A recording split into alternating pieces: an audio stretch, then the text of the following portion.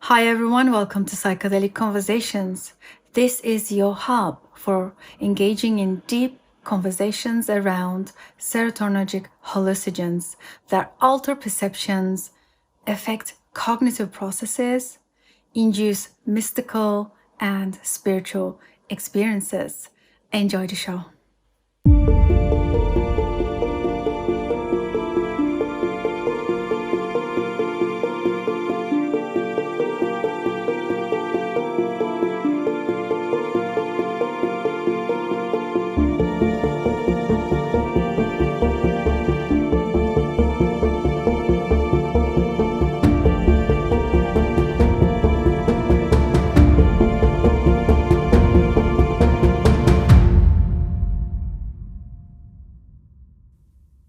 Hi everyone, welcome to another episode of the Psychedelic Conversations podcast. And today I have a very special guest, as all of our guests are very special. And today I have Dr. James Cooke. Thank you so much for joining us. Welcome. Thank you. It's great to be here. And just before we begin our deep conversation, I just want to introduce you guys to Dr. James Cooke. He is a neuroscientist, writer, and speaker whose work focuses on consciousness with a particular interest in meditative and psychedelic states. He studied experimental psychology at Oxford University and is passionate about exploring the relationship between science and spirituality. And he is a perfect guest today for going really deep into those concepts.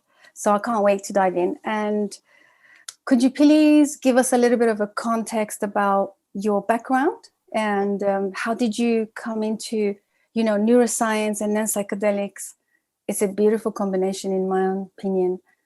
Tell us about your background first, please. Yeah, so my background might be a bit different to other people in this area because even though I'm trained kind of as a scientist, I got interested in this stuff through an experience of an altered state that happened to me when I was about 13 years old. I had a kind of spontaneous mystical experience that I think was kind of stress-induced, kind of ruminating around kind of stressful theological questions as I was at a Catholic school and I was an overly guilt-ridden, conscientious child, and it all got a bit too much and my mind seemed to kind of grind to a halt.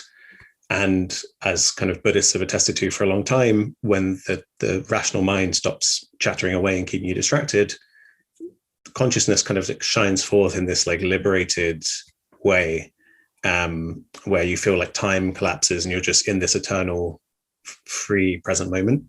And so that happened to me then and was the most important kind of moment of my life, I think. And since then, I mean, that when you have these mystical experiences, they carry this, what the psychologist William James called this kind of gnostic, this noetic quality that you kind of feel like something true, some deep truth has been revealed to you.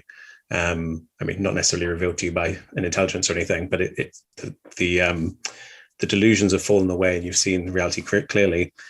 And this is what it felt like to me. And so instead of, growing up in this day and age, I feel like our culture kind of reveres science, whereas growing up, there wasn't much interest in kind of meditation and those paths, although I did consider it. But I also thought, well, yeah, science seems to be, given that I think this is a deep truth that I've recognized, science seems like a reasonable way to approach it. I think this is something true about reality. It's not something supernatural. It's just an insight, a different perspective on reality. So I studied psychology and then neuroscience. Very interested in perception and consciousness. Alongside that, my own meditation practice. And then I started kind of talking about this stuff in public because, this lifelong drive to kind of communicate to people that you can engage with spirituality in a way that is in no way contradictory to being a kind of rational, scientifically minded person, I don't know if it's just growing up in England, but I think in a lot of Western countries, there's this feeling in the mainstream that anything spiritual is just kind of woo-woo. You're believing in nonsense just to make yourself feel good. And I felt very strongly this wasn't the case. And so when I started talking about this stuff in public, I'd always been interested in psychedelics because they're kind of related to these states. And there was lots of momentum picking up during my academic training in the background with the psychedelic renaissance. And then it was when I started talking about this stuff in public, I realized that a lot of the people who were talking about the same topics were people who were in the psychedelic space. Because, as we know now, psychedelics kind of produce these mystical experiences, or at least states that are very similar. And so I kind of developed an interest in them for that reason, also as a sense to kind of like democratize these states, because I think they're very important and that they can really be the centerpiece of for me, I feel it's a very positive worldview that can really lead to kind of felt sense of emotional and psychological freedom, and leading to acting better in the world. And so psychedelics I saw as a way to kind of democratize, access to these states. And then I tried them myself to kind of see if it really was comparable to my spontaneous mystical experience. And I found that with high dose psilocybin, there really were similarities. And then, as psychedelics are kind of want to do without me expecting it, they started to kind of do their healing magic and just started to unravel all these unconscious emotional issues that I've been carrying my whole life, like all of us. We have this shadow material that we don't even know is there, that we're kind of intentionally or unconsciously turning away from. And it was just kind of bringing up these things and allowing them to resolve. And I just found that it utterly transformed me for the better, my physical health, my mental health. And so that was an added bonus for me, I guess, outside the kind of intellectual interest. So then psychedelics have become more and more central to what I talk about. I initially thought I would just be talking about them as a side thing. It's like, oh yeah, and here's a route into the stuff I'm talking about. But there's so much going on now. There's so much interesting stuff happening. There's kind of a lot more to say about psychedelics than, if you just stick to kind of the mystical traditions and you just tell everyone that these states are beyond words and they should just sit in silence. There's only so much you can say about that. So I find myself talking more and more about psychedelics. And I want to thank you for doing that. That's how I met you. And I was actually Googling, YouTube Googling, searching for spiritual bypassing with psychedelics. And then you come up. So I didn't know how YouTube algorithm picked your video up, but I was blown away with your very brutal, honest opinion and your own experiences. And the fact that you're a neuroscientist and that the fact that you are an academic, I realized that things that you say would probably be more strongly taken seriously, because as you know, we have these psychedelic communities. Somehow there is a Woodstock vibe to these communities where they kind of not taken seriously, and because of the way they handle or contain these experiences and process and kind of integrate it into their lives, it's almost like there's a division.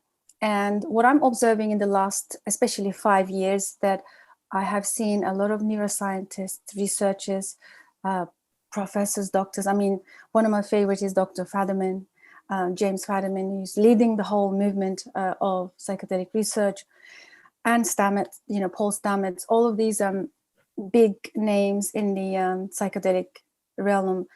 But I'm loving the fact that we have Dr. Robin Carhart-Harris.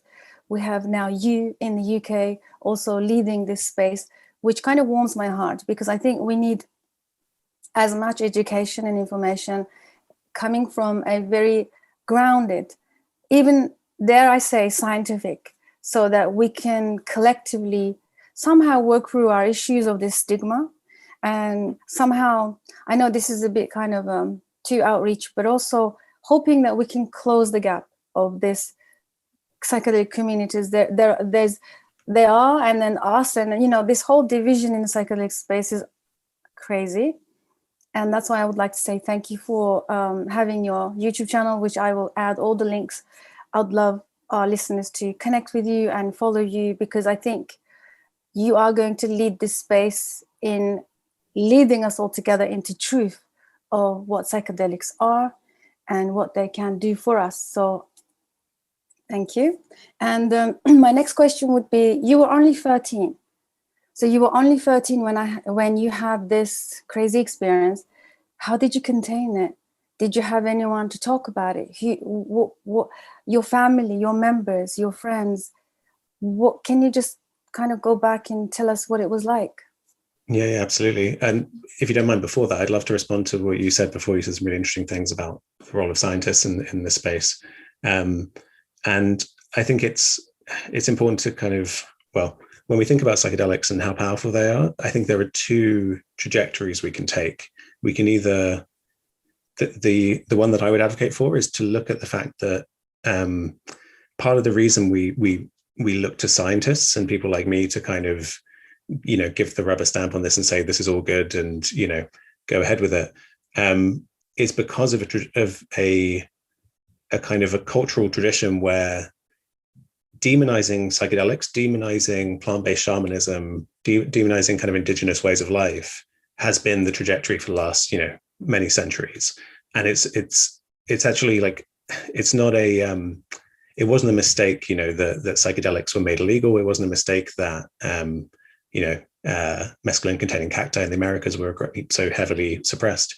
And so there's this very systemic problem where that psychedelics can be a thread that can help you to really understand what's happened over the last centuries, really, if not millennia, in terms of what's gone wrong globally. And so we can reckon with that, and we can try to platform, indigenous practitioners as well as scientists, and have a whole, bunch of different perspectives. But the thing that's worrying to me is that we won't do that. What we'll do is we'll say, great, the scientists like me have said it's okay. We'll put it in their hands. We don't have to talk about the indigenous use. We don't have to talk about any kind of respect for those traditions. We can just put it in a pill and it can get rolled out through the mass pharmaceutical system. And we just don't have to, nothing has to change really. I think it's important to acknowledge that, because I share the excitement that, I think it's useful for people like me to be talking about it. But I also think if we're not critical of we shouldn't only have people like me talking about it. And there is a genuine risk of that, I think, if we don't keep fighting to broaden the conversation. But yeah, so then on the kind of mystical experience when I was a teenager, I mean, so you're saying about how did I contain it and what was it? Did I have anyone to talk to about it? So interestingly, the emotional distress that led up to it, it was a resolving moment. It was actually an incredibly positive, liberating moment that in its effects was purely positive. So I remember thinking at the time, or in the period after it, thinking is there any chance that I've, had some mental break, that this is some pathology, some psychosis? And I was like, well, this is the best I've ever felt in my life, and not in a manic way, in a very kind of calm, free way. And I'd resolved, I was free of, I was going to say resolved, but I hadn't. What the psychedelic showed me is these things don't get, the emotional stuff doesn't get resolved. You can transcend it. But so I'm actually, you were talking about spiritual bypassing. I see a lot of danger of spiritual bypassing when it comes to doing spiritual practices without doing emotional work. And for me, psychedelics are an incredibly powerful tool to do a kind of psychotherapeutic emotional work. And I would say for most of my life, I was wandering around accessing these, what felt like very profound mental states that would transcend suffering. But it was only when I started doing psychedelics, I realized that it was slightly dissociative instead of being very kind of grounded and embodied. But at the time it was, it felt very, very positive, very liberating. And I would just kind of, I'd be wandering around and just seeing a kind of blade of grass or a flower. I would just become I would kind of collapse into the present moment in this way, where it felt like I was seeing the eternal in every single thing, just all that can ever exist is just this is what's happening right now. No matter how good everything gets, no matter how bad everything gets, it's always just this. And even if there's no life left, even if there's no consciousness, it's still just this. And I am this kind of eternal, existence. So it felt very, very positive. And it never left me. I still kind of, drop into these states, and I kind of meditate and when I'm mindful. But you're right that it was, I guess, in a sense, alienating, because I didn't really talk to anyone about it. I don't even think I spoke to my closest friends about it directly. We were kind of interested in, I guess, in kind of philosophy and related ideas. So we would read my closest friends, we would read books, say by like the Romantic poets who would kind of be conjuring up a similar vibe. And so I felt like we were all got it to some extent. But then it was really, when I went off to university, I really kind of kept a lid on it. I shared it with maybe 2 or 3 people, and they didn't really know what to say. It was just kind of like, oh, that's weird. Like, do you think it's a problem? And I'm like, no. I'm like, oh, okay. And so I think that's partly why I also felt this desire to talk publicly about this, because it wasn't like I had, I hadn't gone down the spiritual practice route, and I didn't have like a kind of a sangha, like a spiritual community to talk about these ideas with. I was very much around other scientists who were not interested in these ideas. And then talking about this in public has been wonderful, because you very quickly meet other people like yourself, other people interested in these things. And I'm very grateful that I have that opportunity now. Yeah. And the reason I asked you about your surrounding, your environment, when you had the experience at the age of 13 is many years ago, we had a very similar incident in our own intimate family. One of our family member, very young at the time, very young male, gone through a very similar experience that you had, completely collapsed into the present moment, induced by this psychosis. And back then, none of us really were able to help him. And suddenly he was alienated. Suddenly he became the mental ill person. Overnight, he became this rejected family member who's gone through this psychosis. In fact, it was a divine moment for him. It was the most beautiful experience. And even now, many years later, now he's overcame the whole stigmatization and the environmental challenges that it caused. But every time he speaks about it, it's just like the beautiful moment of oneness, the knowingness, the Gnostic inner wisdom that's just coming alive, and he will never change it for anything. And due to the nature of my work with holistic psychotherapy, I see many people, and I speak to people who also talk about their experiences induced with psychosis or some kind of altered states, and they say the same thing. They say it's the beautiful moment, and they can always tap into it. I mean, I have not had any of those experiences, but I know what they mean because of my own psychedelic experiences, where I can literally tap into those moments in meditative states, in mindfulness, in day-to-day mundane activities where I can bring myself and ground myself. So I totally get that. And unfortunately, the whole society is not ready for containing these kind of experiences that comes through their loved ones, friends. And somehow there is this, one thing that I wanted to take your thoughts on is that there is this saying that everybody's asleep, and you kind of squeezed something in with this feeling that you had, the connectedness and this collapsing into the present moment. People capture these moments in their poems, in their songwriting, in their, it's crazy how we all are capable of capturing these moments, but they don't stay with us. But somehow when you do go through those psychoses or those kind of altered states and induced states, you become this person who can now embody what you have been given, shown, and experienced. So this is fascinating. So my idea that people are not asleep, I think there is something more deeper going on, which I'll have to come to that in a moment. But let's take your thoughts on all people are asleep, because there is this, spiritual bypassing. One of the spiritual bypassing that I observed, that people who do intensive spiritual work, I can't believe they sometimes go around thinking people are asleep. What are your thoughts? I think I used the word delusion before, and I do. I take the analogy, and I think it's a useful analogy. And it's, you do run the risk of sounding incredibly patronizing if you're saying everyone in the world's asleep and I'm awake, or I've had a glimpse of what it's like to be awake. But I think in Western psychology, maybe we need a term for this that's not as alienating to people as kind of an enlightenment experience, because with psychosis, it's very emotionally distressing, right? It's intensely negative. Whereas this was entirely positive and, didn't require any containment. I don't think anyone from the outside would have noticed any change in me at all, apart from maybe I smiled more, and I was just more at ease in myself. I would love to have seen what I looked like from the outside, because I remember I probably went from a moment of intense kind of furrowed brow to sudden relaxation.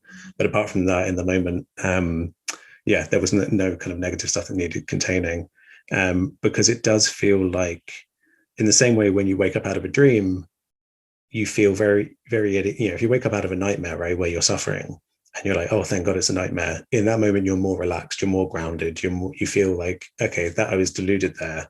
I was taken in by something that wasn't as real as I thought it was. I do think it's not that, everyone's asleep and you can be permanently awake. What I think it is that the structure of our minds is, we didn't evolve to be enlightened. We evolved to basically be the complete opposite. All of our kind of evolved machinery keeps us, hungry, craving food and looking for, all of the next hit of like whatever it is that you need to survive. And that's the comparatively asleep state where, when you're in that state, and this is a state most of us live our lives in, is you take your thoughts to be real. You look at a weed in your garden and you think, oh, that's such an ugly weed, I hate it, I want to get rid of it. But you've never had the insight that you are the one who's created the category of weed. If that was in the mountains, it would not be a weed. There's nothing in it intrinsically that makes it a weed. It's your way of looking at it. And your way of looking at it is causing you to suffer. If you just look at it and look at its flowers, you'll realize it's beautiful. And then you don't have to suffer. So that's the kind of transition people can have, where they don't take their thoughts and their perceptions to be as real as they previously did. And that's why it's kind of liberating, because it's when we invest in things being a certain way too much and we're engaged in this attachment of wanting to be a different way, that's when we suffer. So there is a kind of waking up analogy, I think, to realizing that these things aren't as substantial as they might be. But I'm also someone, I don't advocate that we all go around seeking enlightenment. I don't see very many examples of people, or any examples of people who are kind of permanently enlightened. But what I mentioned earlier, that I think the mystical insight can be the perfect centerpiece to understanding our situation. And it's the only centerpiece. I think it's the true center, in that it's just this, like, it's so simple in that it's just being. It's really just being grounded in the present and not being distracted in all of this doing that is the kind of, we evolved to be these kind of doing creatures. So I think we can all have these insights. We could all get a feeling of what it's like to wake up, and then know not to take our usual dreaming life so seriously, and use it so we know where ground is. Because I think a lot of people, the way our minds work, it's like we're kind of juggling balls and we take this to be normal. So someone who's on the brink of psychosis, their daily life they're not going to feel grounded. They're not going to feel, like, by definition, they're not going to feel completely at peace. And like, if you put them in a meditation hall for 10 hours, they'd be like, yeah, this is fine. They're not going to do that. And the average person won't do that either. If you say you're going to go into solitary confinement for 10 hours by yourself, we consider that one of the worst tortures you can inflict on someone. And it's because our minds are in this constant state of kind of juggling these balls of thoughts and keeping our actions going, and the background stress that goes with that. And so this is what I think, this understanding of the kind of existential stress that's built into us, if we don't find ground, if we don't find a way to access the kind of infinite present moment, if we don't anchor ourselves there, then we're kind of at the whims of reality to just toss us around and, push us over the edge of stress into psychosis and depression, anxiety, OCD, all these things. And so I do see the answer for severe mental distress, as well as mundane everyday unhappiness. I do see it as understanding how you relate to this core aspect of what you are, which is just kind of eternal being, I guess you could say. Yes, I love that. Thanks for that description. You said on one of your talks, you said enlightenment is accepting and being okay with not knowing, being okay with not figuring it all out, and being okay with the mundanity, being okay with accepting the physical limited beings that we are. Can you speak to on that, please? Because the enlightenment is a very big topic here, and somehow we want to be far away in the future, this light being, levitation, and the whole image that goes with the enlightenment. Can you talk to us more about that?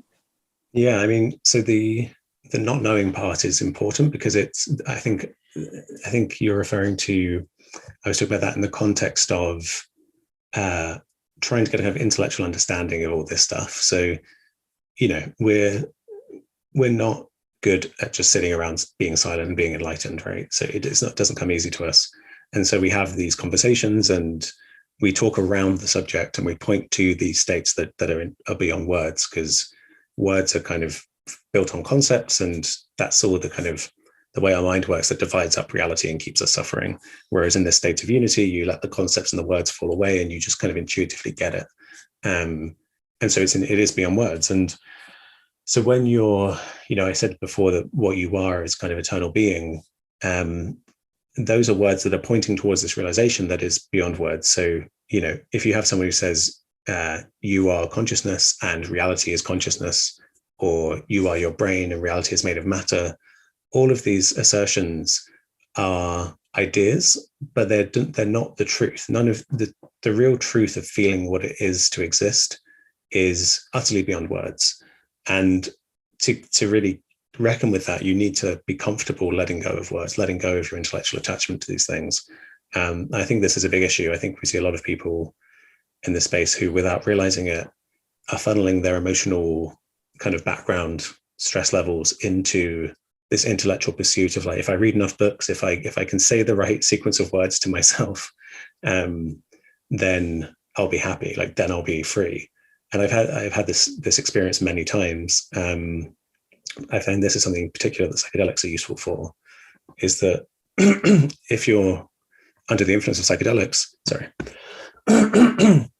if you're under the influence of psychedelics and you find your mind is racing, this is very common, especially with something like LSD, your mind might be chattering away, you might be having loads of ideas, making new connections. What I always find is there's a certain point where I notice my mind's been going for quite a while, and I'm not feeling grounded and in the present moment. And to me, that's an alarm that, okay, like this, what I think I'm just thinking about something interesting. I think I'm thinking about something important. But what's really happening is, because I'm this evolved creature that doesn't know how to just be perfectly happy every moment, which is what it would be to be enlightened, that there's this subtle fueling of my thought process with an emotional investment. It could be, say I'm thinking about a problem to do with consciousness. There could be, at first I'd be like, well, it's fascinating, it's interesting, people will find it valuable if I have something interesting to say on it. But then you can notice if you're doing that from a place of being perfectly grounded and then choosing to think about it, or if there's this energy that could be very subtle feelings of, like, okay, like I've got to figure this out, because if my colleagues ask me a difficult question and I don't know the answer, then I'll look silly, or, and this, you're not thinking this consciously, but if you really drill down, there can be those layers to your mind.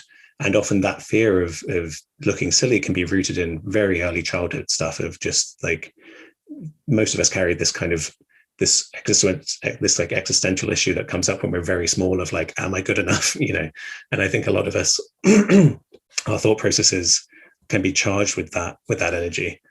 And so when it comes to, this is all to say that you need to learn when to identify when the mind, the kind of rational mind that speaks in words, when it's getting out of control, or when it's taking over the show.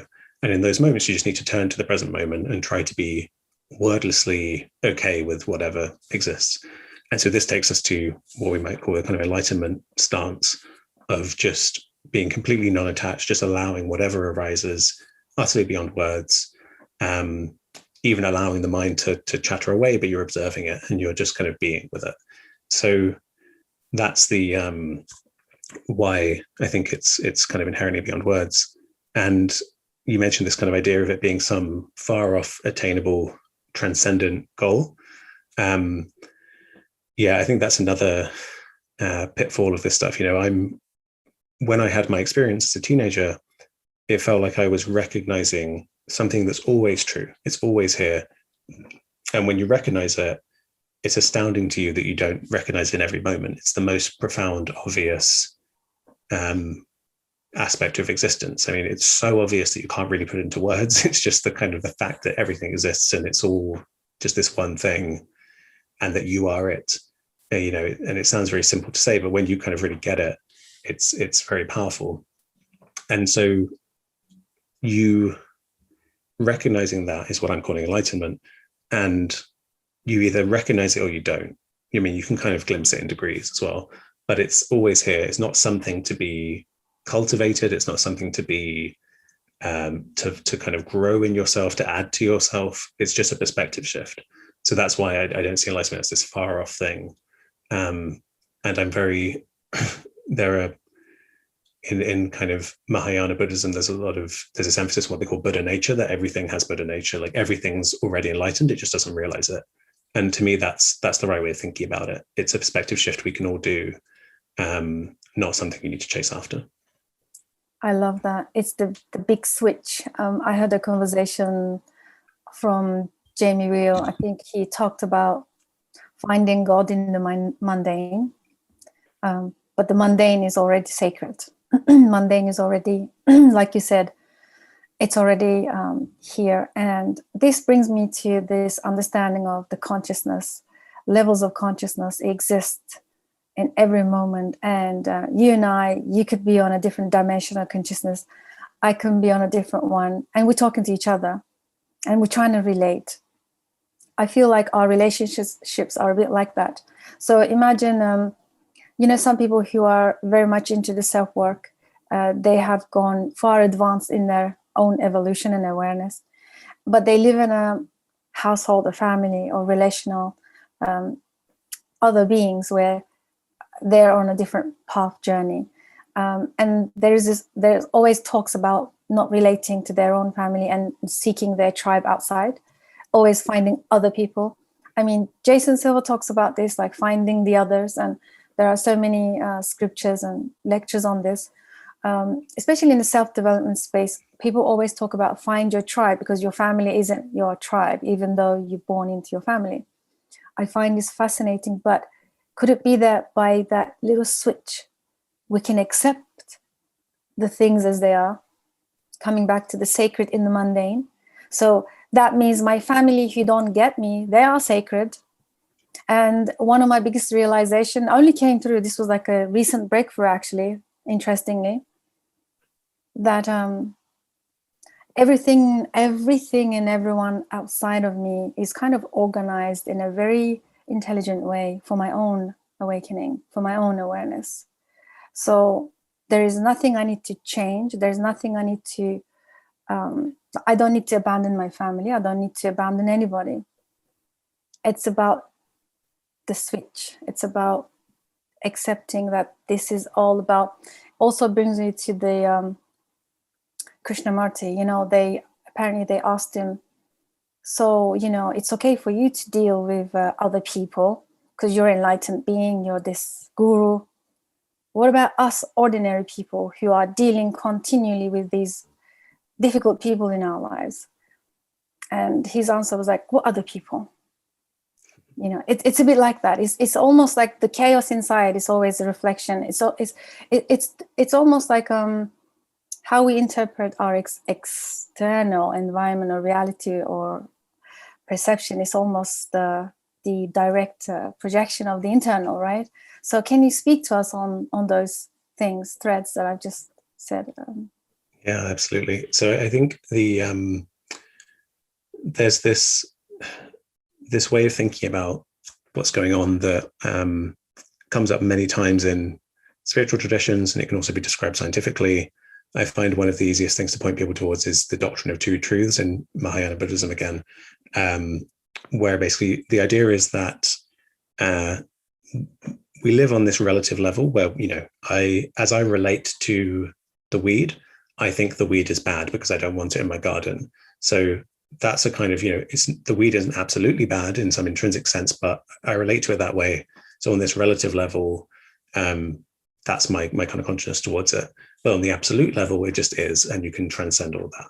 So someone like Krishnamurti, who's wonderful, but is generally pointing people in the direction of the absolute, because we tend to live on the relative level. He's trying to kind of say, like, move beyond that.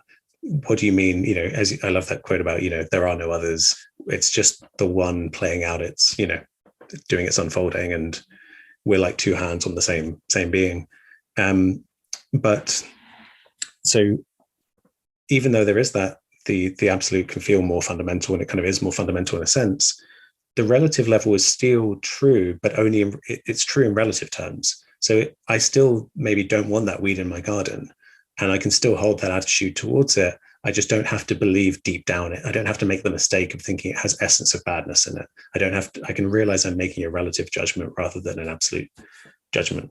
So this kind of brings us back to spiritual bypassing. If you just think about meditation and enlightenment, you're liable to try and engage in bypassing. Well, I don't want to generalize, but I think a pitfall is you can bypass a lot of issues that should be worked on. And this is why I think it's equally important. I think the enlightenment piece is the centerpiece for your worldview, or, I would advocate it can be. But then the meat of what you have to do is the self-work, is the emotional health stuff, which is all on the relative level. So imagine if, someone is in a situation where there's like domestic violence, and you say to them, oh, you should take up meditation. You can learn to be really mindful, and you can transcend the suffering. You'll feel the pain, but it won't feel like pain anymore. It would just feel like a strong sensation. You could say that, and that might help them to cope. But if that was the end of your analysis, you wouldn't be being a very good friend or a helpful person to this person. On the relative level, they should still take steps to remove themselves from that situation. There's I can't remember where it is. There's another Buddhist teaching where the first kind of instruction is stay where you are, which is like, you may not like the challenges you're faced with, but don't fall into the trap of kind of thinking you should actually go around engaging with the world on the relative level.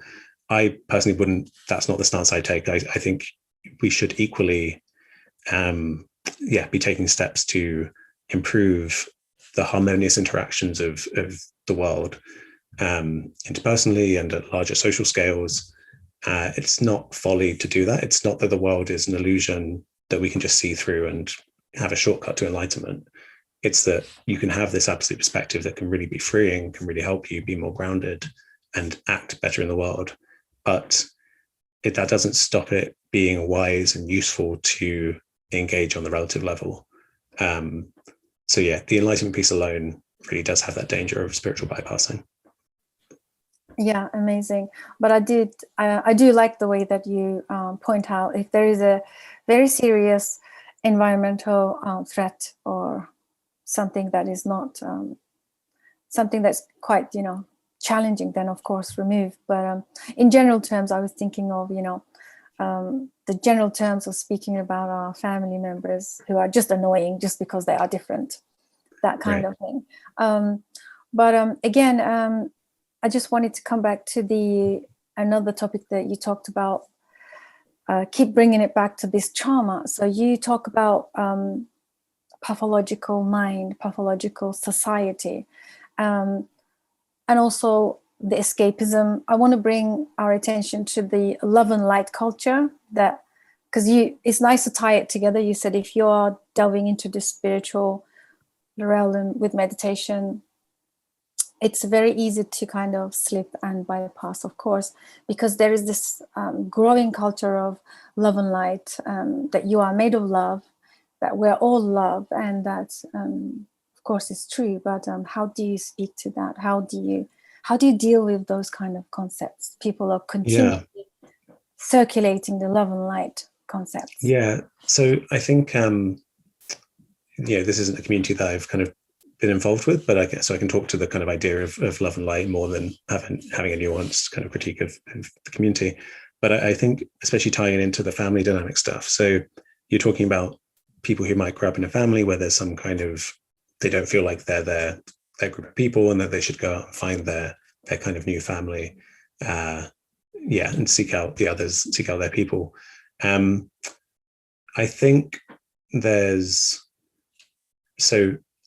when people are doing this kind of inner work, when you're doing self-work, fundamentally what you're doing is you are deciding to try to minimize the extent to which you will externalize your issues. So if I'm not doing inner work and I have an anger problem because I have self-loathing, but instead of going to therapy and working on my self-loathing, I just say it's other people's problem. I get angry at people over small things, and I'm constantly attributing the suffering or the disturbance to other people, and I'm willing to cause them harm to save myself, and I'm choosing to not take on the burden of doing my own inner work. This is the most important axis, I would say, here, where you have people who want to do that, and in doing so, they become more empathetic and more compassionate, because they're saying, I would rather not hurt other people. I would rather take responsibility, do the hard work myself.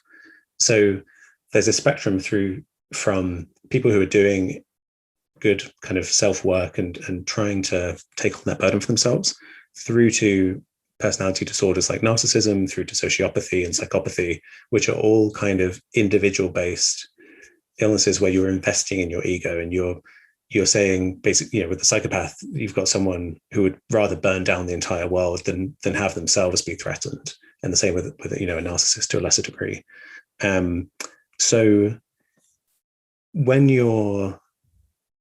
I think you were saying about being in a family unit, and should you stay and try to work with that, or should you find the others?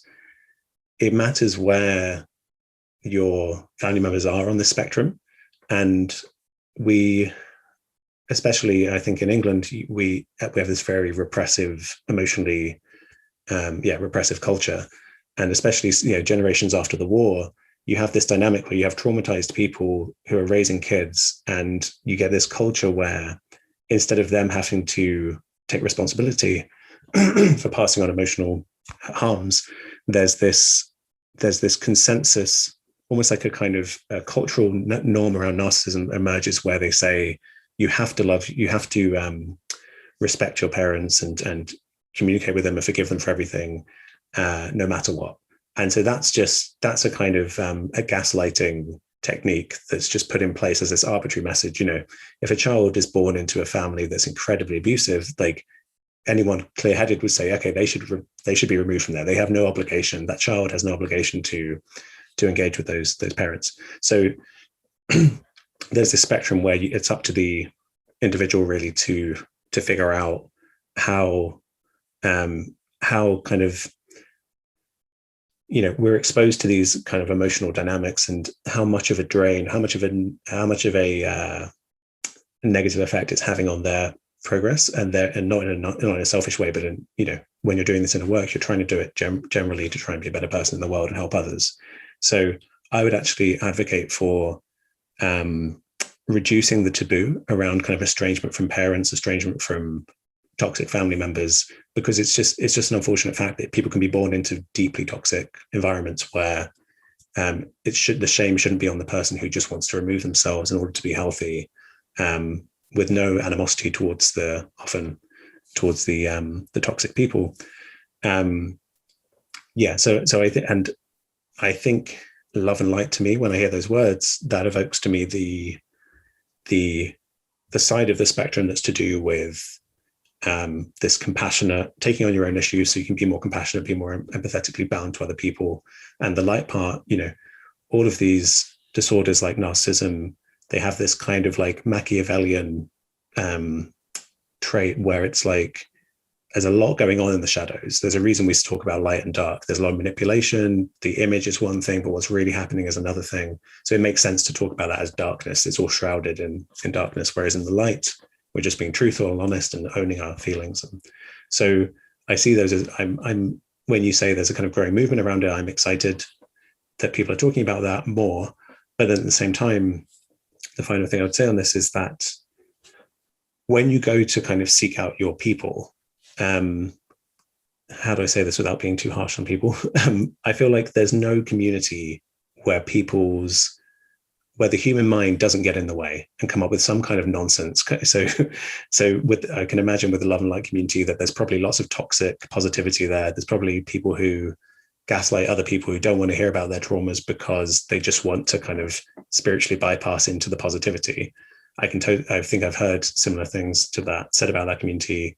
So I think this is something that can be a real challenge for people when they're trying to find the others, is you really want to be able to go out there in the world, find the like-minded people, and just, there we go, I've got my new family and it's great. But unfortunately, humans are complicated, and in my experience, there is no perfect community that's without its flaws. And so the job of being a human is it's kind of constant interpersonal work. That's kind of what it is to be a human. Like for most of human history, we lived in these bands of like around 100 people. And it's not like today where it's like, okay, you can get your food delivered and you don't really have to engage with other people. You can turn up to your job or maybe work from home. But instead it was like, well, no, day in, day out, you're working with others, you're negotiating difficulties, and this doesn't have to, describe it this way, it might feel like a lot of work, but it's what we're made to do. We enjoy hanging out with friends and hanging out with people if we're engaging in a healthy way. So I think this is what I would like to see as a revival in those principles of community, and us being willing to accept each other with all of our flaws, as long as we're moving in the right direction of emotional health and taking on our own emotional baggage instead of externalizing it into the world. Yeah, I love that. So much wisdom here. And one of my principles in doing self-work is to be brutally honest with ourselves, which can be very difficult when we walk around with blind spots and deception, and I guess this is where you tie that human beings were so complex. We are, because we have these blind spots where we can easily start projecting and start thinking that the other people are my problem. And because sometimes, in those family dynamics, you could be that person. You could be the person that is causing the pain to everybody.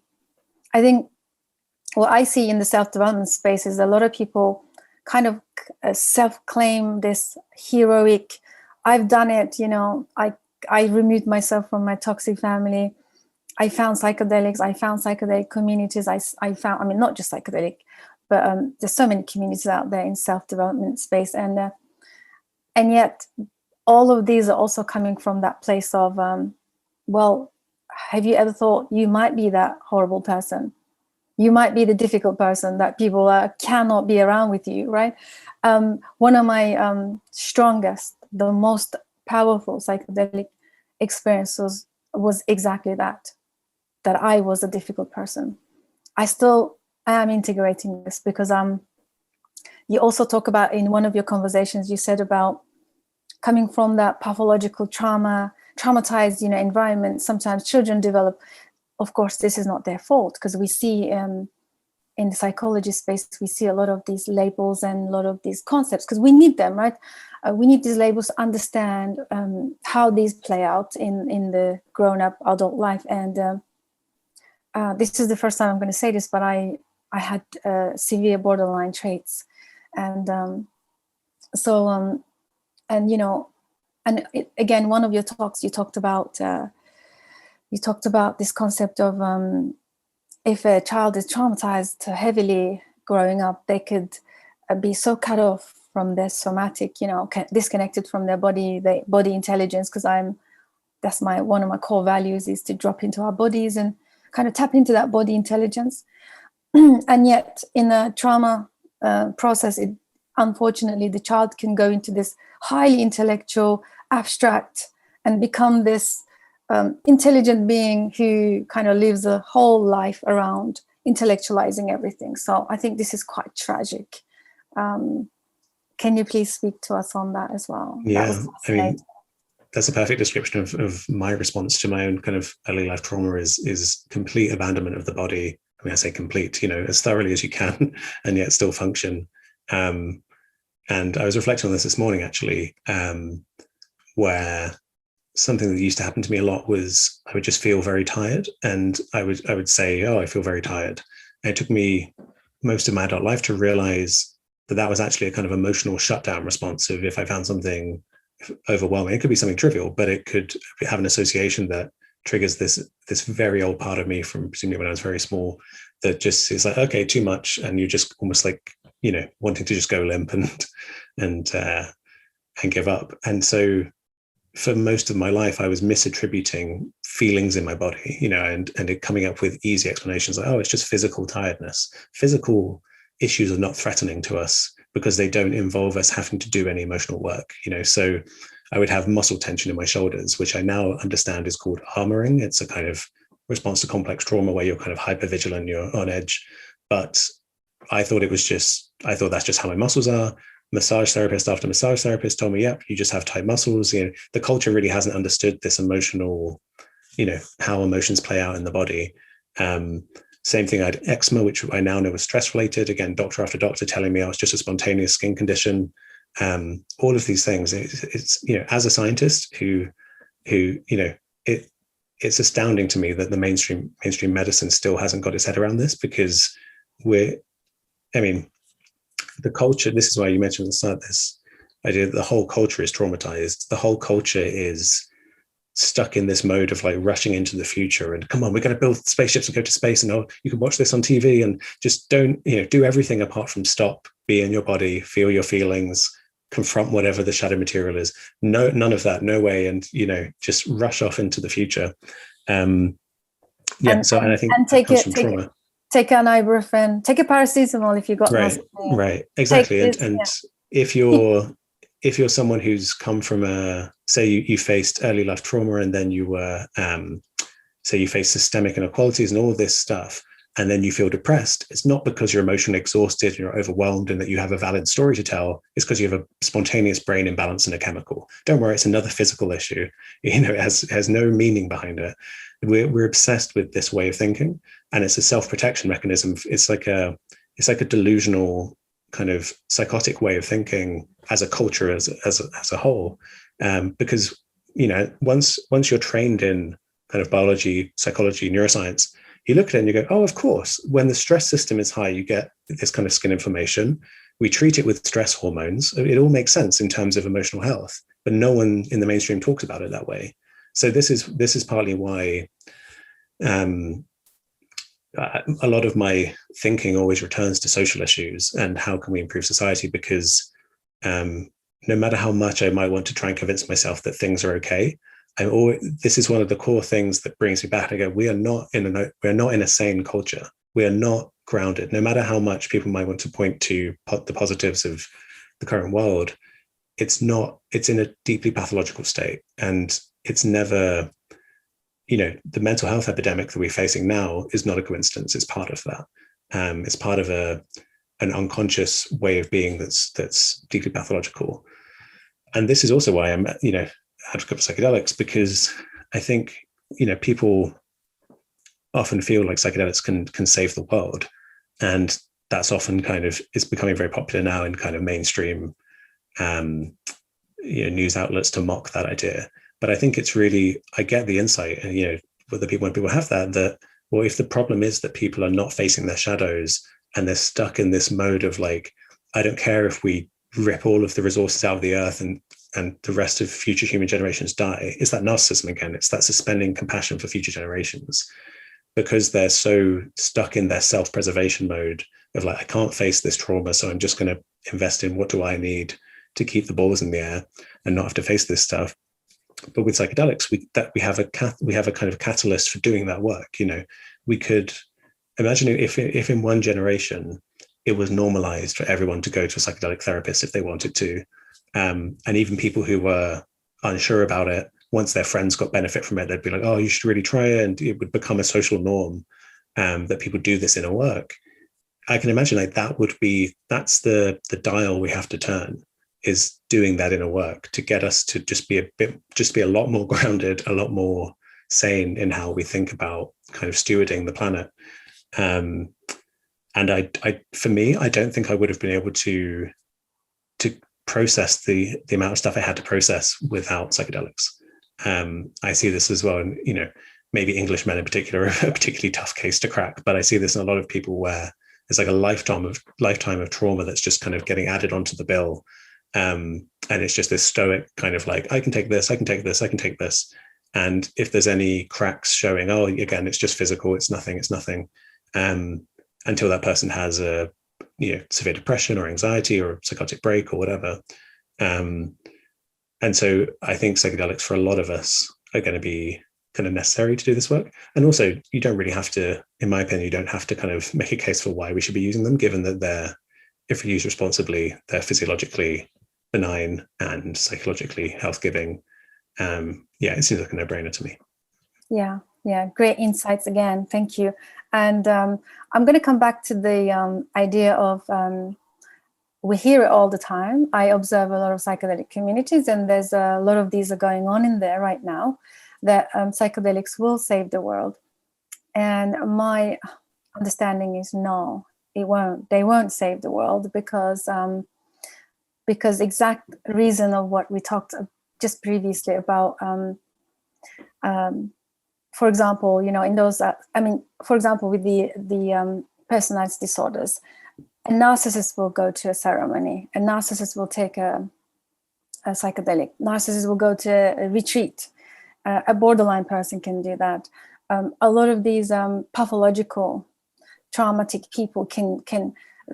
Interestingly, in the West, psychedelics are attracting those people, and because a normal baseline functioning, mild trauma, mild, situation and physiological and mental functioning of those people, they don't really seek psychedelics. They happily, embracing this physical being in this life and buying their home and going their holidays and raising children and so on and so forth, right? Somehow the psychedelics are attracting very deeply traumatized, psychologically disturbed people. So how are they going to save the world when a narcissistic tendency, person with a narcissistic tendency goes to a ceremony, drinks ayahuasca or any other psychedelic? It's only going to amplify their symptoms with borderline as well. So my understanding is there is a switch that happens between receiving the healthy benefits as opposed to using psychedelics for building more ego and amplifying more neurotic needs. What are your thoughts on that? Yeah, no, I agree. And I should emphasize that the work itself is the emotional work you do. It's the psychotherapeutic work and the integration and all of that day in, day out stuff. And the psychedelics are a catalyst. They're a tool that I think it will be a great ally going forward in the future. But you're right that we see this, unfortunately, that when it comes to psychedelics and something like kind of grandiose narcissistic traits, they seem to go together very well. You see this with spirituality as well. There are examples of kind of abusive gurus who clearly have personality disorders. And it's all another form of spiritual bypassing, as far as I can see, in the sense that if someone takes a substance like 5-MeO-DMT that in seconds catapults them to this enlightenment state, that's the kind of the I'd say that's the perfect example of psychedelic bypassing, where you come back and you go, okay, I get it, everything just is, I can talk about this now. This insight, people will look up to me, I'll get all this kind of cred. I can also, these people can also just imitate what other people say without really getting it themselves as something, because it's a subjective phenomenon. So it's always a danger with gurus. And then unless you know how to spot the red flags when it comes to these people, a lot of people are taken in by them. And so I actually think the best thing we could do for society going forward would actually be to have a culture that is aware of, is emotionally healthy and has a deep understanding of what it is for someone to be emotionally toxic. Because I see we live in a culture that's effectively built for and run by the most emotionally toxic people in society. And I think it's been that way since agriculture. As soon as we had excess wealth that people could hoard, it was the narcissists, the sociopaths who were like, screw everyone else, I'm taking all this, I'm going to get police, I'm going to get an army, and I'm going to just invade other people. This is the dynamic of our culture, and they're the people who get to set the message. It's not the sensitive souls who are saying, hey, maybe we should all all share everything out and live in peace. Like, those are not the people who have been organizing society. But when you look at kind of hunter-gatherer societies, they have this kind of fierce egalitarianism, it's called in the anthropological literature, where they are constantly checking each other, constantly making sure, as they're relating to each other, that people don't get too big for their boots, because they know if you let someone's ego get too big, it could end in violence and death, because there's no formal legal system. Someone could just grab a rock or a tool and, take someone's life. So there's this constant process of keeping an eye on people. And as soon as there are these red flags, they're reined in through, at first, in some cultures, it's just kind of joking and making fun of people. And then it could be a kind of stern talking to if it gets too much. And then, unfortunately, sometimes this ends with basically people just having a hunting accident when they're out hunting, and basically being taken out of the picture, because that's how seriously these cultures take keeping on top of these antisocial traits. Now, obviously, I would not advocate for the last one, but I think having a culture that really sees emotional health as what it's all about. We want a culture where we can just be happy in the present. We want well-being, whether we know it or not. People who are trying to become billionaires, they're doing it because they want to feel better in themselves. They want to have a good experience. And so everything's about our experience, ultimately. And so that's ultimately what it comes down to. And I think psychedelics we've always, most human cultures have used them. And I think shamanism, with plant-based shamanism, is one of the most complex, sophisticated, kind of multidisciplinary things that can happen, where you're doing this, you do these group rituals where you're weaving together kind of sociology and psychology and emotional healing and all this stuff to balance out the community. And I think we did that for most of our human history because it was necessary. And without the shamans who are these kind of technicians of the community, without them, that's how these individuals can run rampant, and we get this kind of these hierarchies and where you can't challenge the power. And so the fact that psychedelics are banned is precisely because they're the antithesis. They do generally work in favor of I think having this dissolving effect on hierarchy. But you're absolutely right that in cases people can use them, they can have the kind of opposite effect. But I think en masse, as long as the majority of people are moving in the direction of emotional health, then at least we'd be able, more and more of us will be able to have these conversations where we'd recognize these people, hold them accountable. So yeah, I'm not worried that it will have. It's definitely something we should keep our eyes on, but I don't think it will derail the project. Yeah, I love the idea of building communities who are my understanding of building communities, because this is the project that I'm actually working currently on. And my ideal community would be that we keep an eye on each other, so that instead of getting too sensitive and feeling the rejection or the judgment, rather grow more stronger in emotional well-being, so that we can handle when somebody says, hey, I'm seeing this from you, I'm getting these vibes, so I'm going to call you out. Not in a brutal way, but just gentle way, look. And I love the analogy of tribal communities in the past keeping an eye on each other. I think now is a good time to create those communities where we can be very honest with each other and say, hey, look, I'm seeing this and you may not see this because we have blind spots, right? We have this deception that protects us from anything that can make us feel inadequate, weak, things like that. So I think this is a great way to go forward in building communities where we can keep an eye on each other and say, hey, you're on this self-development work, but this is what you're not doing. This is what I'm seeing. What do you think? These are open conversations that can help us grow in those, emotional processes, I think. And currently we've done 2 classes with microdosing, where a global communities come together and they kind of share in a safe container where their experiences, things that come up, their emotions, traumas, struggles, challenges. I think this is for me, I feel like this is a way to go forward. And recently I also read a article study that people showed more improvement, more healthy connection improvement through the group processes in psychedelic spaces. So this was a big deal, and it's almost like a confirmation and validation for what I've been really passionate about. And on the bicycle day, 19th of April, I listened to Rick Doblin, and he said they are about to launch a group psilocybin processes.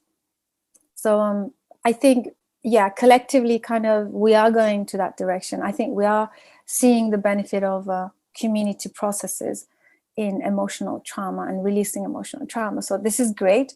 And one quick thing I wanted to mention is coming from the holistic background, there is this concept that we work when a person is heavily traumatized, is the concept that we talk about capacity. And what I know is that I can relate to how psychedelics can do this for us. I can relate that, without this capacity, we can't go anywhere, basically. We're kind of stuck in that trapped, helpless, defenseless, perceived, this rigid trauma that we carry. And in my understanding, microdosing, which is the new frontier of using psychedelics, have been incredibly profound in building capacity in people, where they can eventually start talking and releasing, and they can eventually drop into their bodies. This was like the most profound thing I have observed. And again, coming back to the holistic trauma work, we don't tell people to meditate 1 hour when they start this work. We don't tell people to do yoga, hours of yoga. We don't recommend even big doses of psychedelics. And I feel like microdosing psychedelics can be the new frontier in helping people build the capacity so that they can start their emotional journey. What are your thoughts on that? Yeah, I mean, for me, my first experimentation with psychedelics was with microdosing. Well, actually, I think in the end, that was my intention, but I think I may have done a full dose before I started microdosing. But I think it's psychologically, it's a great way in for people, because especially, something like mushrooms, if you're going to take a small dose of mushrooms and only feel it for a few hours, and you may not even feel it, there's not really any, unless you have psychosis or some, schizophrenia, or you're predisposed to it, there's not really a reason that should be a problem for you. Because it allows you to kind of feel out whether this might be something that you can work with or if it's not for you. So yeah, it's something I've been meaning to talk about more and more. James Fadiman's someone who'd be great to talk to about that. I think it's something, I've used a lot.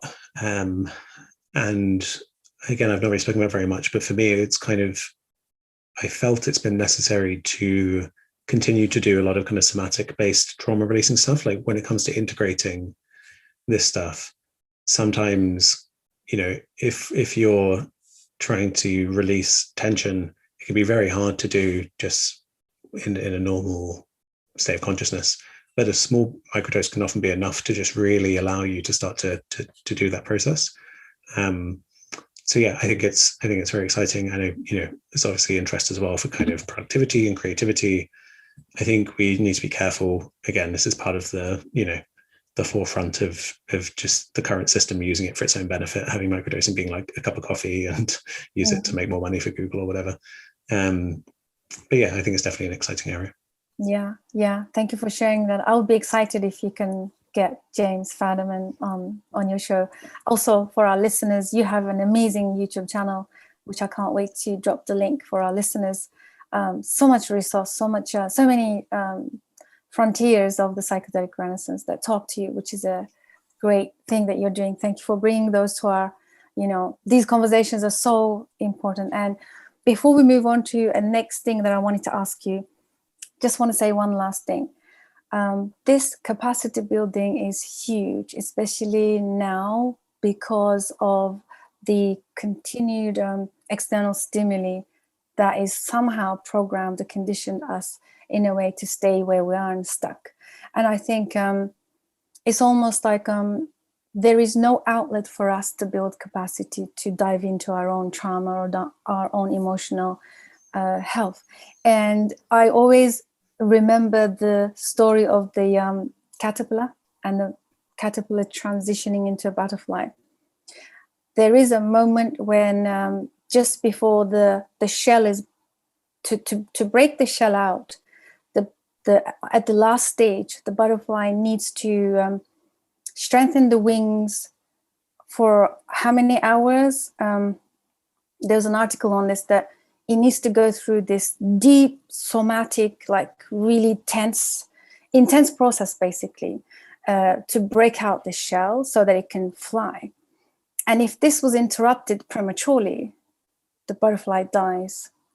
So I see the capacity as this is how I can explain it closest to building capacity, meaning that if somebody was to, before they are ready to go to a big dose of psychedelic experience, as you probably see and aware of it, that we read so many articles, we are aware of so many YouTube videos are being posted about bad trips, and that ended up giving them psychosis or some kind of it's very detrimental to their being, their psychological being. And even Michael Pollan, he mentioned that people who weren't ready for a big psilocybin experience, after about 6 months, they ended up seeking therapy. So I think this, for me, my understanding is that that's because we have to go through the capacity building, which again, microdosing is like my biggest hope right now, that we can ease people into building that capacity, like the butterfly strengthening its wings, so that they can finally start doing their emotional work. I think, this is, what are your thoughts on that? Yeah, I mean, I think in the classic Johns Hopkins studies that Michael Pollan tends to write about, I remember them reporting there were no adverse effects. And so I think that's a good example of what you're saying, that if you're taking responsibility and you're building people up to this, with that, they do a lower dose before the high dose. I think you really can help people have the capacity to manage these experiences. And I think this is where mindfulness is so necessary, because for me, I would say navigating the psychedelic experience, I mentioned earlier, just becoming mindful of when your mind is kind of running away and talking in this kind of amped up way, to just notice that and then be able to be mindful of whatever's arising and just to kind of collapse back into the present.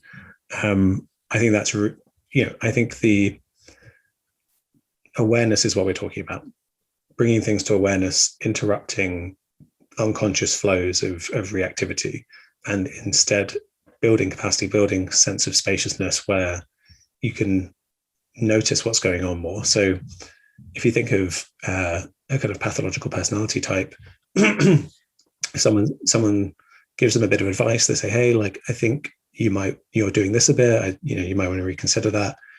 They might just, in a split second, they may just go like, nope, they're wrong, they're mistaken, they've got another agenda, whatever the story is. But before they've had time to hear what they've had to say, feel how it makes them feel, and then consider whether it might be true, the emotion comes online, the feeling in the body, and then the mental response is there before there's even really time to think about it. So this is kind of what it is to be, to have hard boundaries that can be pathological in intimate scenarios, where we need to be able to kind of interact with people. So if a caregiver, if a parent has this kind of narcissistic hard boundary, that can be really traumatizing for a kid, because they can't come into they can't learn how to ground the nervous system by tuning into the grounded nervous system of a parent. So I think mindfulness for me is the key thing when it comes to building capacity in all of these areas. And it also is it's the trajectory that points you back towards what we started speaking about, towards the kind of recognition of just being in the present. It really is as simple as just letting go of your craving of things, your attachment to things, and being more and more mindful of what's happening in the present. And I think that is key in building capacity. I love that. And I can 100% talk about my own experience. Without that capacity, I don't think I would have been able to overcome my borderline tendencies. And I don't think I would have been observant enough to realize and catch those things that happen in the moment. Even, I also had a severe OCD that it was a clinical OCD where it was really affecting my day-to-day everything. And that without that capacity, it's not just simple as, oh, just don't do it. Like, leave the dishes over there. Don't worry about the dishes. Let it sit all day. You can do it. Don't just do it. It doesn't work like that. And I feel like the emotional work without the capacity, when we intellectualize it, yes, you can do it. 10, write down 10 affirmations a day and keep saying them. You'll be fine. You'll get over it. You'll finally break through it. But my experience without that somatic capacity, and you talked about the intense nervous system, how we go through these somatic experiences during psychedelic processes. My breakthrough came when I was going through this incredible trembling, release of something's going on in my body. Didn't like it, but I also didn't want to be with it. And I was seeking my shaman to come and stop this right now. Like, can you do something? Give me a drink, the Western thinking, like, can I just take a tablet, stop this? And when she said to me, no, you cannot stop this process. All you have to do is surrender, which was very alien, the concept of surrender. And you talked very similar things about the body, the nervous system, the intensity of the somatic release. I see this as when we go through those experiences, it becomes a muscle memory. And this is how I relate it. For example, when I'm practicing yoga and there is, say, a pose that really challenges me and I'm starting to tremble, the hot flashes come, and then there's this whole thing is going on in my somatic body, but I don't understand it intellectually. But all I can do is be with it. You know why? Because if I can hold the pose a bit longer, and I can be with whatever the body is doing in that moment, let it complete its process, I know it's going to ingrain in me, and I know it's going to be a muscle memory. And in the future, when I'm faced with a challenge, that muscle memory comes back and I feel more grounded. I can breathe more. I can have more space. What are your thoughts on that? Yeah, I mean, I think so. Those moments where you need to surrender, I think to me that's one of the most beautiful kind of things about doing this work is there's this thing that can happen where, like I was describing with the weed, and when you suddenly realize that it's actually not objectively bad, you have this kind of perspective shift. You can be, say you're in an ayahuasca retreat and you're about to be sick, and you're thinking, "Oh God, I really don't want to be sick. I was hoping I wouldn't be sick." In that moment, you're feeling like everything's going wrong, and that you're having resistance to it. And there can be this sudden moment where you go, "Oh, wait a minute, me feeling fear about being sick, like that's part of my stuff for me to work through. Like this is my fear. Like I'm right in it. I'm right in the psychological material that I wanted to process." And so in those moments, that's obviously usually when you are sick, and then you realize you've overcome some kind of fear. But to me, that's amazing that if you approach psychedelic experiences and you put in all the effort to getting everything safe and prepared beforehand, including setting and dose, importantly, then you really can surrender fully to no matter what comes up. And you really want to be in that space. You don't want to be in a space where you have to go, okay, I can surrender to a certain point, but what if I've taken too much, or what if I'm not safe and I need to switch into kind of, okay, I'm going to have to abort this mission. You really don't want to do that. You want to be able to surrender fully. And again, this is why mindfulness is important, because just being mindful, you can very quickly notice how tricky your mind is. Just doing basic meditation apps that will just tell you to pay attention to your breath, you can notice how suddenly your mind is going, like, you're paying attention to your breath, you're constantly thinking, and then eventually you think you're not thinking for a second, and then your mind is like, hey, I'm not thinking, this is great, oh wow, yeah, I'm just paying attention to the breath. And then you suddenly wait a minute, that's thinking again. But you were fooling yourself. And so you get to know just how many ways the mind will kind of come up with ways to not just go quiet. Not that that's entirely what we're aiming for, but that it's constantly jumping all over the place, this kind of monkey mind, and something with psychedelics, even having a music playlist that I pretty much refuse to tinker with while I'm tripping is a big part of it as well, where it can be something like, actually one of the last trips I had, there's a song that I absolutely love, and I've listened to it probably dozens and dozens of times while tripping. It's my favorite songs to trip to. And I was tripping, and I was like, you know what, that bass note is off, like it's flat, like it doesn't fit. And I was like, oh my God, how did I never notice? This is so irritating. Like it's just constantly there, like, and it's out of tune. And then this went on for ages. And then I suddenly realized, I was like, well, how likely is that? How likely is it that I've never noticed this before? And I realized I was on the precipice of like thinking about something emotional.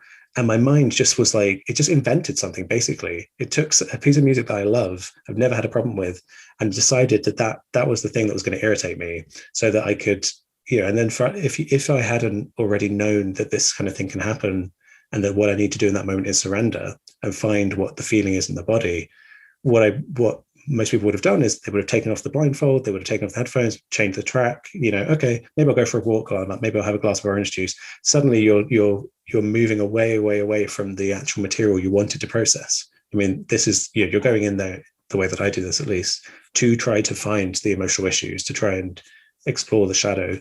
And even when you go in with those intentions, your mind can still come up with tricks like that. So it's amazing when you bring them to awareness. And it's beautiful because you realize if you approach it with the right kind of, you get everything safe and you surrender, that's it. The healing will happen. Everything will unfold in this beautifully healing way. And so, yeah, I call it beautiful because it's like, you feel like there are so many ways in which things aren't going right, and it's always going right. It's always going in the right direction. I love this. Oh my God, this comes with trust. This is my favorite concept, trusting. And when people say, oh, how many times do you have to go back to ayahuasca to, all these talks that people give you, if it was that effective, you should have healed in one go. But then if you haven't built the capacity, because the reason I'm referencing ayahuasca, but this could be San Pedro, mescaline, this could be psilocybin, even LSD could be incredible. And I know stories that people have taken LSD to make more money, to become more smarter, to hack their, mind, but then suddenly faced with this enormous trauma release that they didn't know what to do with it. So again, this comes back to us keep building the capacity. And I would always say, how many times is it right to do the ceremonies? Or how many times shall I go for it? Shall I do 3, 6? No, you go as many times as you need to until you build the capacity where you get to a point you are fully aware of your mind tricks. You're fully aware of, like you said earlier, with finding that little tone in the music or the thing to distract yourself, until you are fully allowing your body to do what it needs to do. And one of my recent experiences was Cambo. As you know, the Cambo is the vaccine of the Amazon, and it's not psychoactive. It is very, oh my God, it's one of the best medicine for trauma release, because somehow, you talk about this in your talks as well, that somehow we intellectualize everything in a way that healing should look like this. Healing should be intellectualized. I read a comment in one of the psychedelic communities, Facebook groups, that one lady was saying, how can I go through an ayahuasca ceremony without purging? Is there something I can take not to purge? I found this so funny. This is how we are. So we want to stop this somatic. And you talked, one of your conversations, you said healing doesn't look nothing like we expect. It is very different to what we think healing looks like. The somatic release of the trauma is nothing we can even imagine. It's beyond our grasp. And with Cambo, knowing this really helps me, because when the effects come in like seconds and it's so demanding, it demands literally surrender. And the more you resist it, the more you want to walk around, the more you want to move around or start paying attention to other things, the more it comes at you harder. So, like you said, we can definitely fixate our mind on something. This is not right. This is so bad. I will never come to do this again. But then there is this other side where we allow the body to do its process, right? Right. I mean, and we are a process. So like, we are a constant, messy, constantly changing thing and we don't like that, because the fact that we're constantly changing means that we're mortal. This is a process that won't go on forever. So we tend to identify with an image of ourselves. I might say, I am James, and I have this symbol in my head, this image of what James is. And then, what we were talking earlier about the kind of trauma of if you have a kind of narcissistic parent, and what's happening there, is that there's this hard emotional boundary because they don't want to feel their own emotions, and they're identifying with this image. This is why narcissists kind of obsessed with how they physically look, but it's a reflection of the fact that they identify with a static symbol of themselves. And that's an attempt to escape all of our fears of change, but ultimately fear of death, that we'd rather be an image that's just, I am James, and James is unchanging, and he won't get old, he won't die. And so when people say like, well, you've been to ayahuasca, if it worked, aren't you better now? Like, that's someone who's still in the mindset of, I am the image. My image can go from this one to this one, but they're not seeing that what's really happening is this real embodied organism that's very complex is on a journey to constantly improve, constantly find new subtleties to how it can improve itself and kind of interact more healthfully with the world. And I think that's a fundamental shift. And it's quite telling when someone thinks that it's something that you could just do once and then you should be done. Yeah, absolutely. That's so powerful. Thank you so much. So I have a couple of things that I wanted to ask, if that's okay. So what are your thoughts on future of psychedelics? Where are we going? What can we expect in the next few years? What are your observations? So in the coming few years, 2024, 2025, MDMA for PTSD and psilocybin for depression are kind of on track for being prescribable by doctors, both in the EU, the UK, and America. And I think we'll see a small group of people, people who are currently on antidepressants, for example, maybe even smaller than that. They may, psilocybin may be only for treatment-resistant depression, where you have to have been on antidepressants for a long time, you have to try talk therapy, and then eventually you can get psilocybin, which to me is absurd given the lack of harms associated with it when it's done professionally. But that's probably what we'll see. We'll probably see quite a conservative rollout. Then I think there will be a critical mass of enough seeds planted that people's friends of friends will have had positive experiences, and then it will seep into the mainstream. People will be going on, this is just speculation, but I think we'll start to see more retreats, people kind of pushing for decriminalization in different states in America, hopefully in Europe, although we have less momentum behind us here. And then what I would like to see is a mainstream movement for decriminalization, retreats, and kind of homegrown personal use take over from a medical model where you have to, where there's a threat of being put in a cage in prison if you grow your own mushrooms. I don't think that's healthy in the culture. So that's my hope, and I'm most excited for that tipping point. We're seeing even now, before they're prescribable, that there's a huge kind of uptick in interest in psychedelics. So there'll be some point, I think, where we start to, I guess it would be something like a second 60s, but we're such a different culture now. There's so much more information available to people. There's so much groundwork has been done that I hope it could be a kind of a 60s where, by which I mean just kind of psychedelics coming into the mainstream, where we don't have the same level of hysterical backlash by the repressive forces that want to keep the stuff down. But I anticipate we will see that. I think the press will absolutely love it. As soon as the first person injures themselves or injures someone on psychedelic in a trial or in a retreat, the press loves fear. It loves to scare people. We have a culture that is terrified of altered states. It's a fear-based culture in general. So expect a lot of pushback because people won't get it. People won't get that, like, you have to embrace fear and that's part of your shadow. Before you've done this work, people will just go, no, I don't like doing things I'm afraid of. That can stay in the shadow. Maybe psychedelics are something I should be afraid of. I don't want to do the work. So I don't think society would tolerate them being fully prohibited again, because it's been so it's so obvious now the science is in favor of them being safe.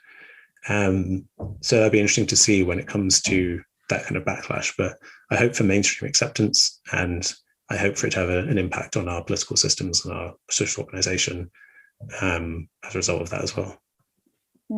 Amazing. I'm with you that I think the moment somebody messes up something, I'm sure the press would be all over it. And I heard a talk from Hamilton Morris, and he said they asked him about should psychedelics should they be all legal, and he said I'd like to say yes, but then he said I'm also not going to be naive enough to think that people are going to be responsible. So I think we can tie this back to the capacity, and like you said earlier, the understanding of the shadow material, understanding of the trauma release, understanding of capacity building, facing the fear, surrendering, all these woo-woo concepts that psychedelic space, we learn all these, how the actual process of healing or transcending looks like. So you're right. And if somebody lived in that image, you also said this image entire lives, they're not going to want to have psychedelics to be legalized, right? Or at least they will be irresponsible. It's inevitable that human beings will be irresponsible with psychedelics again and again and again. This is something that we're going to overcome, hopefully, at least manage with education, information, people like yourself. And also, I'm hopeful because I see a lot of founders of amazing organizations from the US, the Europe, all over the globe, that people have been in the psychedelic space for decades, and they've done the work, they've been there in the field, and they're so grounded, and they came back creating these amazing informative channels, ebooks and everything. So this is a much better, we're in a better position than the 60s, I think. Yeah. I mean, also, when it comes to people will do irresponsible things, but I think it's fair to say people do irresponsible things on alcohol, right? Think of, I mean, the insane levels of harm caused by alcohol. It would be a complete double standard to think about criminalizing and imprisoning people for psychedelic use because, people can be irresponsible. And there's no justification for criminalization, for imprisoning people for the use of these things. And we'll look back on it like we look back on kind of witch hunts and just these things that seem utterly barbaric, and the fact that you have authorities that claim to be looking out for our best interest, but will put us in cages for selling some or consuming mushrooms. So decriminalization is a no-brainer for me. Legalization gets more interesting and complex because we don't necessarily want big companies getting monopolies on these substances. So decriminalization with access being, where communities can grow their own and distribute them and have, ceremonies. To me, that might be the best model. But yeah, having them be illegal in the way that they currently are is completely unjustifiable going forward. Yeah, great. Also, what does your future look like in terms of how do you see yourself interacting with psychedelics? And you are currently in you're not in the UK right now, are you? I am right at this moment. I've been here for about a week now, but I've accidentally tricked you there because for the last year I've been in Portugal, building a retreat center, and just back here for my university work at the moment. With COVID, it's been kind of hard, but yeah, we're able to do work again now. But long term, I'm seeing my future more and more in our retreat center, more and more in this kind of work, writing and speaking about these issues and communicating. I think I can do more value. My work can be more value there than just sticking to kind of inside academia. But yeah, so the Surrender Homestead is the kind of handle for the place in Portugal. And maybe a year from now, 2022, that's maybe springtime around then, we might be ready to start having people. And what's the mission behind the retreat center to create space for people to explore psychedelics in a sacred way? It started as a kind of desire to just live in an authentic way, where me and my wife want to be kind of close to nature. We want to be doing creative projects. We want to be sharing those things with like-minded people. So we don't have a mission statement. We're not like a business or I used the word retreat center because, maybe that's the closest thing people can associate it with. But yeah, I mean, it's really going to evolve organically. We kind of, we naturally, it's very much like we were saying before about the mindset of having to be goal directed in our culture and looking towards the future. We're kind of doing the opposite of that. We're being present there, and we're moving step by step in the direction of hearing what people are interested in, what people are offering. We've got a huge number of offers for people to collaborate. So I think hopefully we'll have kind of experience-based retreats, but also meditation retreats and art workshops. It's in this beautiful place in nature in the mountains. So yeah, we're hoping to kind of integrate a lot of different things, maybe even little conferences that maybe we can live stream and on psychedelics. But yeah, if you follow Surrender Homestead, you can see what we're up to. Absolutely. I'll be dropping the links to that as well. Amazing.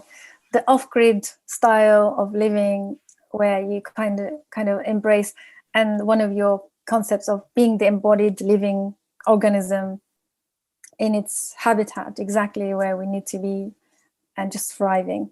So one of the things that stuck out for me was thriving to be an embodied, limited, mortal being. That's profound. So yeah, thank you for advocating all of these, future. This is, I see your, stance in the psychedelic realm as one of the most strongest and credible and also grounded, because this is what we need. We need more of those people coming together so that we can help us realize and come back and heal and stop living in this delusional idea of let's just move, let's just go to the next planet. You said it earlier, let's escape our reality. We don't want to escape. We want to come back. We want to embrace, learn, and explore, right? This is the idea. Completely. And be, yeah. So as just closing words, closing wisdom, what would you like to say to our listeners? Any advice, any tips, anything that comes to mind? Yeah, I mean, I think in this conversation, I've kind of emphasized the importance of just having a basic mindfulness, and knowing that there's this direction where the more grounded in the present you are, the more you're mindful of when you're getting lost in thought and you're doing anything other than being here. To me, that's the most important thing about all of our time here. And that if you learn to navigate that axis, that will serve you in your daily life and psychedelic experiences. And that's what it's all about, as far as I'm concerned. Amazing. And I love that you talked a lot about the mindfulness and awareness. And I mean, we covered so many things around capacity, awareness, modern psychedelics itself. So this shows me that psychedelics are tools, and we can use them, integrating them along with other, mindfulness practices that can further facilitate our, becoming more conscious people for ourselves, for the planet, for the environment, for, to do good, to be well, and live in harmony, hopefully. Yeah. Yeah, hopefully. Yeah. Thank you so much for all the wisdom that you have shared today. Grateful and honored. All the best. I'm sure we will have you again for another episode. Absolutely. Looking forward to it. And thank you for having me. Yeah, we'll be following your journey. We'll be following the retreat, unfolding of the retreat, facilitating, all of the psychedelic, in this psychedelic renaissance that we're in now. So again, thank you so much. All the best. Thanks, you too. Thank you everyone for listening and tuning in. Any questions, please do drop them in the comments and reach out to Dr. James and myself if there's any questions. If you want to talk more, feel free to reach out, and I'll see you guys on the next one. Thank you so much for tuning in. Much love. Bye for now.